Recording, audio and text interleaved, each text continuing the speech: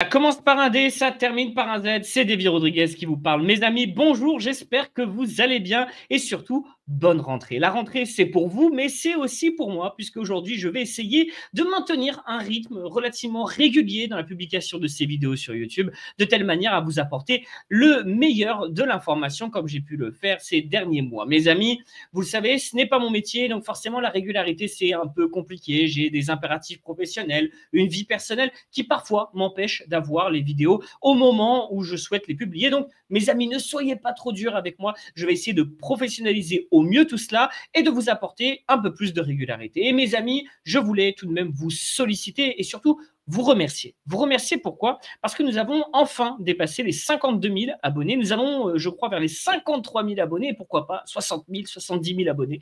Et tout cela, normalement, aurait dû me permettre d'inviter des personnes à venir discuter avec moi sur certains sujets. Par exemple, les relations franco-algériennes. Et à ce sujet, j'ai sollicité quelqu'un que vous connaissez sans doute, François Asselineau, président de l'Union populaire républicaine, qui malheureusement n'a pas daigné me répondre, ni par mail, ni sur Twitter. Alors, si quelqu'un le connaît, parmi certains d'entre vous, n'hésitez pas à le solliciter, à lui envoyer un petit message. Attention, pas de harcèlement, si vous le voulez bien, de telle manière à ce qu'il puisse me répondre et me dire s'il accepte d'abord de débattre avec moi, de discuter, parce que ce n'est pas tellement un débat, je vous l'interviewer, et s'il n'accepte pas, pourquoi il n'accepte pas. Je pense qu'aujourd'hui, entre les comptes TikTok, Instagram, Snapchat même, hein, aujourd'hui YouTube, on parle de à peu près 1,5 million de personnes qui me suivent.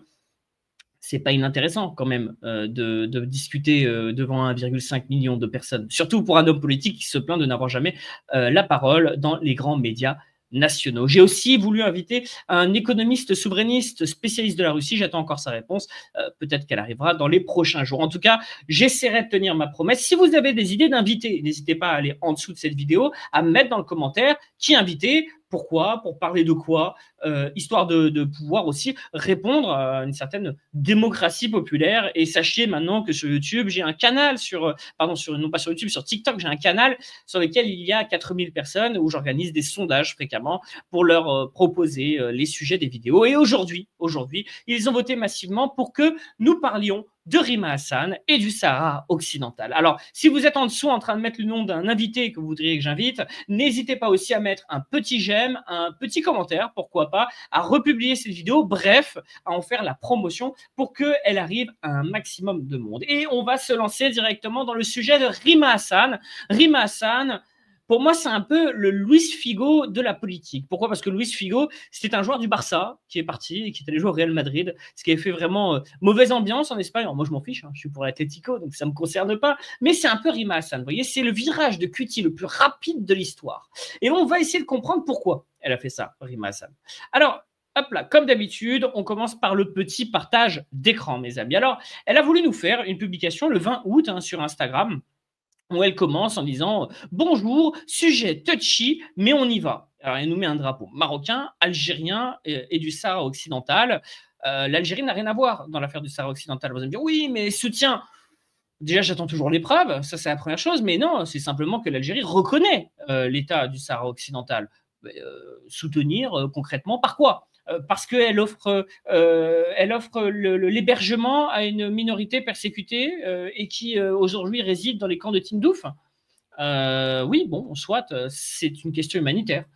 Donc bon, bref, on parlera du soutien de l'Algérie à la question du Sahara occidental. Cela dit, ce que l'on voit tout de suite, c'est que Rima Hassan essaye d'intégrer tout cela dans un panorama plus large dans lequel elle met aussi l'Algérie. Elle dit que c'est un sujet touchy. Bah oui, c'est un sujet touchy. C'est tellement touchy que l'année dernière, mes amis, regardez bien, je vous en avais parlé. Et ça fait presque un an, jour pour jour, vous voyez ici, Sahara occidental, mais où est la LFI? Je vous ai fait une vidéo sur ce sujet-là en vous disant ces gens-là vont trahir le principe anticolonial sur la question du Sahara occidental.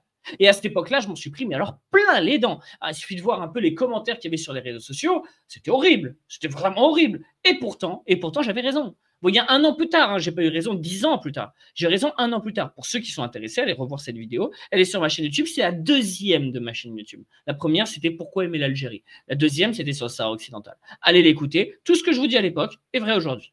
Voilà. Donc, la prochaine fois que vous êtes en désaccord avec moi, soyez gentils, soyez sympathiques. Dites-moi que vous êtes en désaccord. Il n'y a aucun problème. On peut tous être en désaccord. Il n'y a aucun souci. Cela dit, j'avais raison. Donc, il vaut mieux dire gentiment Je ne suis pas d'accord avec toi, plutôt que d'en venir aux injures, aux insultes, aux quolibets de toutes sortes. Mes amis, Rima Hassan, on va revenir à sa publication. Le 20 août, donc, elle nous fait une publication avec plein de contre-vérités. Je dirais pas des mensonges, parce que ce serait quand même pas gentil pour Rima Hassan, mais beaucoup de contre-vérités. Alors, elle nous parle d'un conflit gelé. Hein, elle nous dit que le conflit du Sahara occidental, déjà, elle nous parle de conflit. Bon, elle ne veut pas nous parler de colonisation, pardon, de colonialisme. Elle nous dit c'est un conflit gelé. Bon, ok, regardez bien, le conflit est donc aujourd'hui gelé, mais pas résolu. Alors, gelé, moi d'après l'ONU, hein, c'est pas moi qui le dis, c'est l'ONU, regardez bien, Maroc, une experte de l'ONU dénonce la répression contre les défenseurs des droits de l'homme, et quand on lit, en fait, hein, ce qu'il y a derrière, c'est essentiellement, donc c'est Madame Marie Laolor, et c'est essentiellement sur la question du Sahara occidental. Donc moi, je veux bien qu'il soit gelé, mais s'il était gelé, pourquoi l'ONU en parlerait quasiment tous les mois? Là, on vous parle d'une publication, je crois, qui était du mois de juillet 2021, d'accord? Et il y a eu 4 rapporteurs spéciaux qui ont parlé au mois de juin 2025, donc c'est-à-dire il y a 3 mois. Bon, s'il était gelé, on n'en parlerait pas. Soit. Ensuite, elle vient nous parler d'un plan d'autonomie. Alors ça, j'ai trouvé ça exceptionnel. Regardez bien, depuis 2007, le Maroc propose un plan d'autonomie sous souveraineté marocaine. Oui, d'accord. Un plan d'autonomie. Moi, ça m'a fait sourire. Pourquoi? Parce que je me rappelle de quelque chose. Regardez ça. Est-ce que vous vous rappelez de ça? La loi du 5 février 1958 sur les institutions de l'Algérie, qui parlait de quoi? De développement autonome, regardez bien, constitution des territoires autonomes d'Algérie. Alors, on les connaît, les territoires autonomes. Hein. Autonome, ça veut dire toujours colonisé. Autonome, ça ne veut pas dire indépendant. Ça veut dire colonisé. Donc, quand Rima Hassan nous fait la promotion du plan d'autonomie marocain, elle doit avoir à l'esprit tout de même que ce qu'elle nous fait comme promotion, c'est exactement la même chose qu'elle a voulu faire la 4ème République avec l'Algérie. Hein. Le plan d'autonomie ici étant antérieur à l'arrivée au pouvoir du général de Gaulle. Ensuite, elle nous dit dans cette publication, et vous allez voir que le pire, c'est ce qui vient après, hein, parce que vous allez voir après, c'est très, très, très tendu, je dirais, comme sujet. Elle nous fait ensuite la promotion des Occidentaux. Alors, les Occidentaux ont également joué un jeu plus que malsain, d'après elle, dans la colonisation à nos jours, dans cette région à des fins d'exploitation et de division des territoires, autant que des peuples qui, à l'origine, sont des peuples frères. Mais personne ne nie que l'Algérie et le Maroc aient des similitudes, qu'il y ait des peuples avec des points d'accord et même une culture en commun, voire même une civilisation, il n'y a pas de problème. Mais le discours rawatiste, ici, le problème, c'est ce qui vient après. Parce que le discours rawatiste, on le connaît. Hein, c'est un discours qui vise à nier toute différence entre l'Algérie, le Maroc, la Tunisie, voire même la Mauritanie. Mais derrière, il y a des différences politiques. Et regardez bien ce qu'elle nous dit derrière. C'est très, très fort. J'ai pleinement conscience aussi que la présence d'Israël en Afrique du Nord, à cause de qui? Hein? À cause de qui? Mais à cause de qui il y a la présence d'Israël en Afrique du Nord? Ça, on dirait qu'Israël est arrivé comme ça, sont installés tranquillement. À cause de qui? Dis-le, Rima. À cause de qui Israël est aujourd'hui implanté en Afrique du Nord? Cela aggrave très fortement les tensions entre Algériens et Marocains. Sans blague, des réseaux pro-israéliens utilisent régulièrement cette question du nationalisme marocain. Alors du coup, ce seraient donc les Israéliens qui utilisent la question du nationalisme marocain et non pas les Marocains qui s'allient avec les Israéliens de manière volontaire pour obtenir une reconnaissance de leur Sahara soi-disant marocain. Bon, ça, c'est exceptionnel, c'est-à-dire que lorsqu'un Algérien fait quelque chose de mal, c'est l'Algérien qui a décidé. D'accord. Par contre, lorsque c'est un gouvernement marocain, je ne dis pas les Marocains parce que la plupart sont contre la normalisation. Moi, j'ai jamais croisé un Marocain qui me dit que je suis pour la normalisation. Jamais. Ou alors, il vient d'une autre planète, je l'ai jamais croisé, mais ça va être végéta, tu vois. Mais je ne l'ai jamais croisé. Ici, on a l'impression que le gouvernement marocain est finalement innocent de ce qui se passe en Afrique du Nord. Je trouve ça très fort. Et cette manière d'ignorer ce qui est le programme politique et le bilan politique du gouvernement actuel et même de la monarchie finalement hein, marocaine, c'est une manière de culpabiliser l'Algérie. Et oui, parce que si dans un bilan, tu finis que par dire ce qui est négatif d'un côté et pas ce qui est négatif de l'autre, tu es en train d'alourdir le bilan d'un côté et pas de l'autre. Donc, tu es en train de faire une campagne très largement contre l'Algérie. Mais bon, de la part de la France insoumise, dont le leader Jean-Luc Mélenchon est au Maroc, qu'est-ce que c'est étonnant, vraiment, qu'est-ce que c'est étonnant. Enfin bref. Et le pire, c'est ce qui est venu après. Alors, vous avez ici les commentaires, hein, je vous les mets, vous avez remarqué que moi, systématiquement, je vous mets les sources. Hein. Je ne suis pas en train de vous cacher des trucs, je ne fais pas des grandes déclarations sans source. Les sources, elles sont tout le temps là, elles sont toujours exposées. Vous avez ici Rima Hassan qui vous fait un commentaire en disant « Il faut vraiment arrêter de comparer la Palestine à la question du Sahara. » Et on va y revenir là-dessus. Parce que cette déclaration, elle n'est pas neutre. Vous allez voir, on a un article de presse derrière qui établira très clairement que Rima Hassan n'est pas tout à fait entièrement anticolonialiste. Rima Hassan, lorsqu'elle nous dit ça, elle nous envoie un message très clair. Déjà, premièrement, elle se permet de parler de la question palestinienne et de la mettre en parallèle avec la question sahraoui, alors qu'en fait, c'est effectivement, au vu des images qu'on a aujourd'hui en Palestine, on voit très bien que c'est horrible ce qui se passe là-bas. Donc, on n'a pas besoin que Rima Hassan nous dise « Ah, mais il y a une différence ». Évidemment qu'il y a une différence. Il y a une différence de degré. Il n'y a pas une différence de nature. Il y a une différence de degré. Et ça, on va revenir après là-dessus. Donc ça, c'était le premier commentaire qui a choqué. Mais le pire, c'est les likes de Rima Hassan. Parce que Rima Hassan nous fait un like. Regardez bien, elle aime un commentaire d'un certain Sefiu4100 qui dit « Historiquement, l'Empire marocain englobait une partie de l'Algérie, du Mali, l'entièreté de la Mauritanie jusqu'au fleuve Sénégal. Puis, ont commencé les colonies occidentales. » Donc, c'est toujours la faute des Occidentaux. Qui ont déstabilisé, avec une orthographe formidable, le continent. Le Maroc a reconquis une partie de son territoire qui est le Sahara occidental. Point Sahra, Dima, Maghrebia. Bon. Et qui like ce commentaire? Qui met un cœur sur ce commentaire? C'est pas moi, c'est pas le pape, c'est Rima Hassan. D'accord? Vous le voyez ici, hein, aimé par l'auteur. C'est Rima Hassan. D'accord? Donc, elle aime un commentaire qui fait l'apologie du Grand Maroc. Soit. Très bien, on en prend note. On en prend note. Sachant que derrière, elle nous fait une argumentation les jours suivants en disant « Ah, mais j'ai pas vu, je traite beaucoup de commentaires, j'ai pas bien compris, du coup, j'ai liké un commentaire que je voulais pas liker. » Un peu facile. Un peu facile. C'est-à-dire qu'elle ne sait pas lire. Alors là, c'est problématique, hein. C'est un autre sujet. Hein. Alors vous me direz, il y a déjà de Logu qui ne sait pas lire dans les rangs de la LFI. Alors s'il y a Rima Hassan aussi, ça va commencer à être un peu lourd. Désolé pour la balle perdue sur de Logu, mais enfin, c'est quand même vrai. Donc, Rima Hassan, ici, elle nous like un commentaire comme ça. Bon, ok. Soit, on prend note. Et après, elle nous fait l'argumentation de dire, mais je ne savais pas. Sauf que, son argumentation sur le « je ne savais pas » où il y avait trop de commentaires à lire, je pourrais l'entendre s'il n'y avait pas eu l'article qui est sorti hier. Mesdames et messieurs, hier, nous sommes aujourd'hui le 1er septembre, c'était donc le 31 août, sorti dans la presse espagnole, donc vous imaginez bien que je l'ai vu rapidement, dans la presse qui s'appelle El Independiente. El Independiente, c'est un journal particulièrement honnête, notamment sur la question du Sahara et qui fait un suivi très régulier, très précis, très concret de ce qui se passe au Sahara occidental.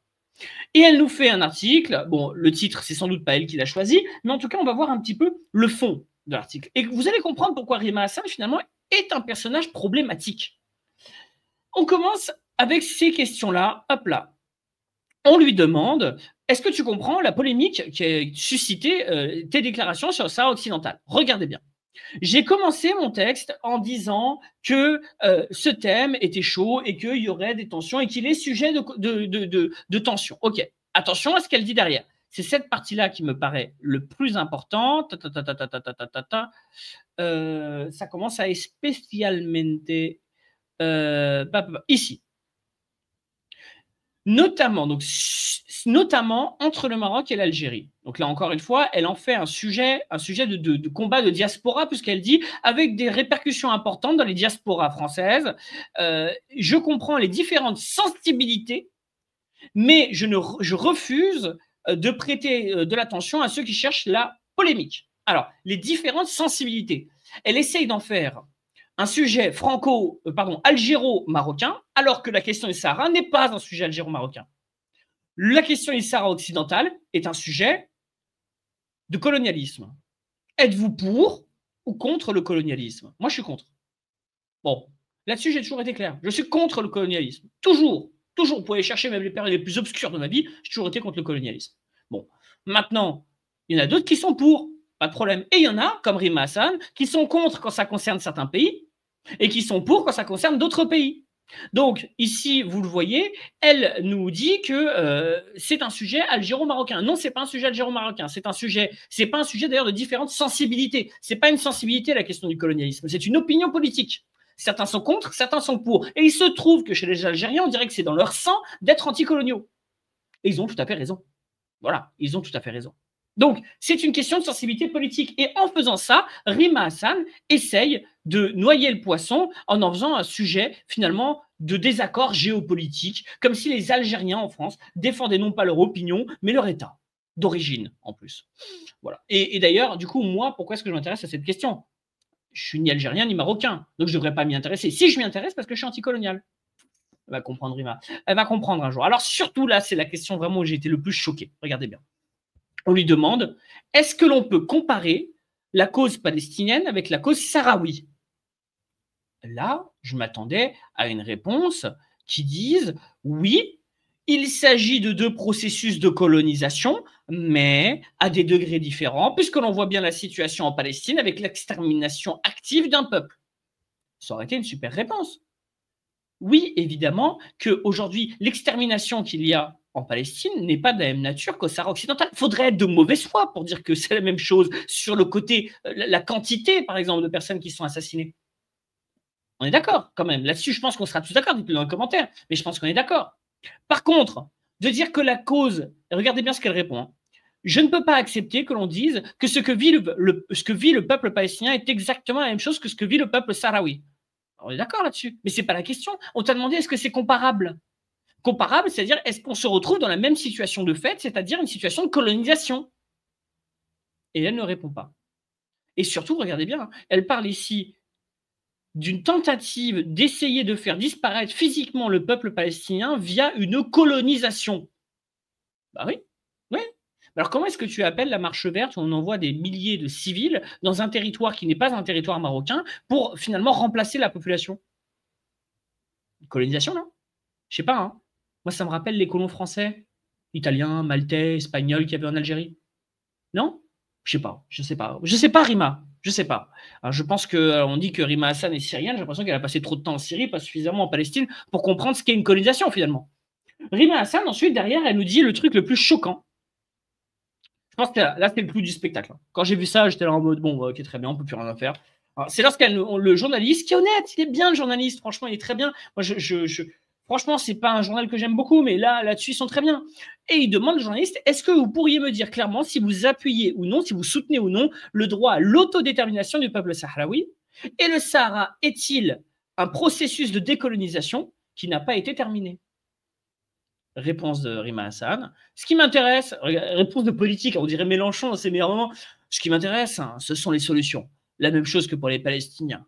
Même si c'est un peuple colonisé, il se voit aujourd'hui obligé de négocier avec les Israéliens. Attends, mais du coup, tu n'as pas répondu à la question. Est-ce que le Sahara occidental est une colonie ou pas? Et dans tout l'article, elle nous parlait, oui, l'ONU dit ça, l'ONU dit ci et l'ONU dit ça. Bah, l'ONU dit que le Sahara occidental est la dernière colonie d'Afrique. Est-ce que tu défends l'ONU là-dessus? Est-ce que tu défends le droit international là-dessus? Parce que souvent, Rima Hassan, elle se cache derrière le droit international. Est-ce que tu défends le droit international là-dessus? Eh ben non. Eh ben non, parce que notre chère Rima Hassan, elle n'ose pas dire ce qui est, c'est-à-dire que oui, il s'agit d'une colonie. Maintenant, j'aimerais juste demander quelque chose. Est-ce qu'il s'agit d'un génocide? Vous allez me dire, ouais, mais t'es un tiède, Davy, tu dis pas les choses. Est-ce qu'il s'agit d'un génocide? Je ne pense pas que la question du Sahara occidental soit un génocide. Par contre, c'est ce qu'on appelle un ethnocide. Qu'est-ce qu'un ethnocide? Un ethnocide, c'est une tentative de faire disparaître une culture, des traditions, des coutumes, une langue. Ce qui se passe au Sahara occidental, c'est un ethnocide, une tentative de faire disparaître un peuple. Est-ce que c'est la même chose qu'un génocide? Les génocides sont un ethnocide. Les ethnocides ne sont pas forcément un génocide. Parce qu'il faut voir qu'il y a 5 manières de faire un génocide selon l'ONU, d'après la définition de Raphaël Lemkin, donc le juriste international qui a mis en place la notion de génocide et qui ensuite a été développée par d'autres juristes. Il y a 5 moyens, et dans ces 5 moyens ne rentre pas la question du Sahara occidental. Ou alors, vous me le direz, hein, mais on pourra un jour en discuter, mais pour moi, ça ne rentre pas là-dedans. Par contre, c'est un ethnocide. C'est-à-dire qu'on essaye de remplacer une population pour remplacer ses us et coutumes. Ce qui est du coup, pour moi, une définition de la colonisation. Hein. C'est exactement la même chose. Alors, ethnocide connu, hein, ce qu'ont fait les anglo-saxons en Afrique du Nord, en Amérique du Nord, hein, avec les Amérindiens. C'est un ethnocide. Bah, c'est un peu ce que sont en train de vivre les Sahraouis. Alors, juste pour vous montrer un peu, hein, Les gens qui sont particulièrement favorables au Marzen, hein, comme vous voyez ici, hein, Jaf Kesh, hein, qui est un des comptes les plus connus sur Twitter, hein, qui a quand même, je crois, plusieurs dizaines de milliers d'abonnés, 28 000 abonnés, très suivi. Et ben, qu'est-ce qu'il nous dit? Lui, il est très content, hein, de la position de Rima Hassan. Rima Hassan se désavoue à nouveau du Polisario de Salut Armé face à l'impossibilité de la tenue d'un référendum. Elle appelle à des négociations directes entre le Maroc et l'Algérie. C'est exactement ça, hein. Elle dit dans son texte, elle dit, on ne sait pas encore comment on va voter parce qu'on ne sait pas qui a le droit de voter. Donc, il faut une négociation entre le Maroc, l'Algérie et le Sahara occidental. Alors déjà, l'Algérie n'a pas négocié là-dedans. L'Algérie n'est pas partie au conflit. Je ne sais pas si vous avez compris. L'Algérie, d'ailleurs, elle-même dit, nous ne sommes pas partis au conflit. L'Algérie, elle veut juste qu'on applique le droit international, le principe de l'autodétermination auquel elle est particulièrement attachée. Mais jamais l'Algérie dit, nous, on veut négocier. Non, ils ne sont pas dans le délire. Et il ne s'agit pas de négocier, il s'agit d'organiser un processus de référendum sous la direction de l'ONU, si aujourd'hui le Maroc est incapable de le faire, ce qui est a priori le cas.